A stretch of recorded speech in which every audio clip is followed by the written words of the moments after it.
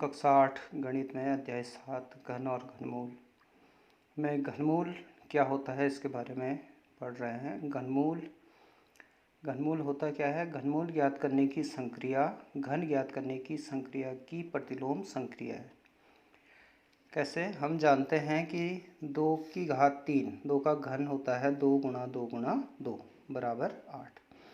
तो हम कह सकते हैं कि 8 का घनमूल 2 होगा। घनमूल का जो चिन्ह होता है बच्चों वर्गमूल के चिन्ह की तरह होता है, लेकिन यहाँ बीच में हम छोटा सा 3 लिख देते हैं तो इसे घनमूल का चिन्ह कहते हैं। तो घनमूल 8 बराबर 2। इसी प्रकार हम अन्य संख्याओं के घनमूल देख सकते हैं। 1 की घात 3 बराबर 1 गुणा 1 गुणा 1 1, तो घनमूल 1 हो जाएगा हमारा 1। 2 की घात 3 होता है 2 गुणा 2 गुणा 2 बराबर 8, तो घनमूल 8 बराबर 2।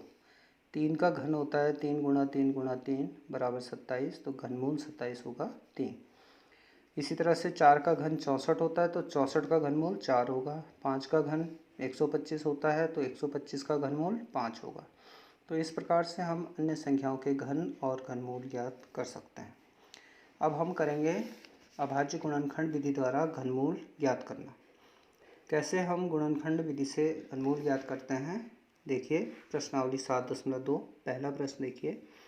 अभाज्य गुणनखंड विधि द्वारा निम्नलिखित में से प्रत्येक संख्या का घनमूल ज्ञात कीजिए। तो पहला प्रश्न है 64।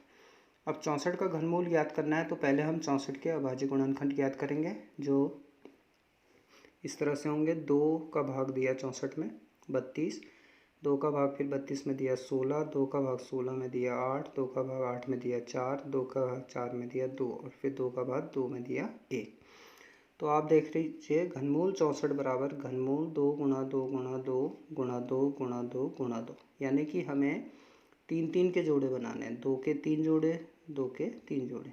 अब इनमें से एक एक संख्या बाहर ले लेनी है। यहाँ से हमने 1 2 बाहर लिया, यहाँ से भी 1 2 बाहर लिया, तो अब घनमूल का चिन्ह यहाँ पे हट जाएगा। तो घनमूल 64 बराबर 2 गुणा 2 बराबर 4। इसी प्रकार से दूसरा प्रश्न है 512। 512 के भी पहले अभाज्य गुणनखंड निकालने हैं बच्चों। अभाज्य गुणनखंड निकालने के लिए आपके पास विभाज्यता के नियम आपको पता होने चाहिए।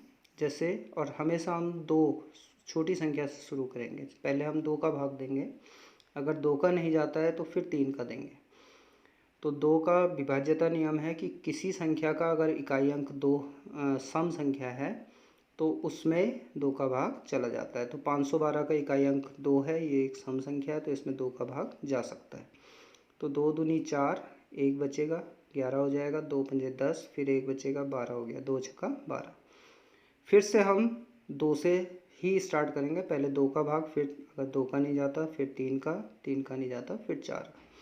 तो 2 का भाग फिर 256 में दिया 128, फिर 2 का भाग 128 में दिया 64, और इस तरह से हमने इसके अभाज्य गुणनखंड हम ज्ञात कर लेंगे।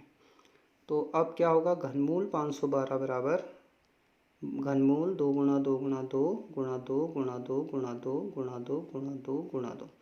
यहाँ पे इस 2 के 3 जोड़े पूरे हैं, इस 2 के भी पूरे 3 जोड़े हैं, इस 2 के भी पूरे 3 जोड़े हैं। तो इनमें से एक एक 2 हम बाहर ले लेते हैं, एक एक संख्या। तो ये हो गया 2 गुणा 2 गुणा 2, अतः घनमूल 512 बराबर 2 दूनी 4 दूनी 8। तो इस तरह से ये घनमूल 512 हमने ज्ञात कर लिया है। इसी प्रकार बच्चों प्रश्न नंबर 3 है 10,648। इसमें भी हमने पहले इसके अभाज्य गुणनखंड ज्ञात किए।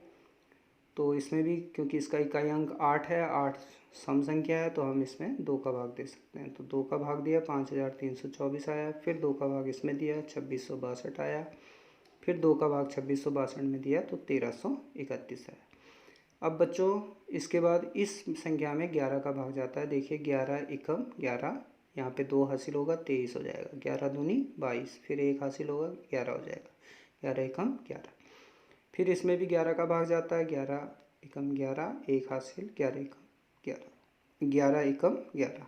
तो हमारे गुणनखंड आए घनमूल 10,648 बराबर घनमूल 2 गुणा 2 गुणा 2 गुणा 11 गुणा 11 गुणा 11।